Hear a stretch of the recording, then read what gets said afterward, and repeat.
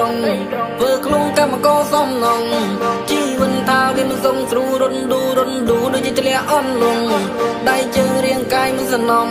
ប្រឹងឡើងមានតែបាយច្រតង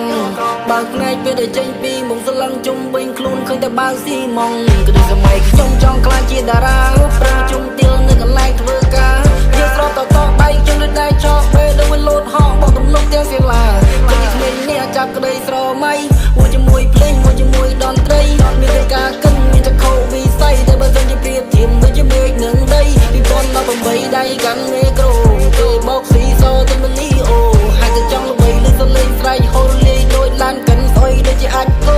អូហូរឿងដែលវាហួងជីដីកប់ចោលទៅចង់មកកម្មពីចាត់ទៅខ្ញុំរំដកក្រុងមិនចង់ប្រៀបធៀបឡៃលើរបស់ជុំចាត់ទៅហៅសកម្មទៅពួកលោកអស់ទាំងដែរដែលមកជន់ដីក្រុងធ្វើខ្លួនកម្មករសំណង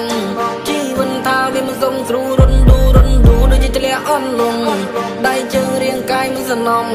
ប្រឹងឡើងមានតែបាយច្រតងបើផ្នែកពេលដែលចេញពីមុខស្លឹងជុំវិញខ្លួនឃើញតែបើស៊ីម៉ង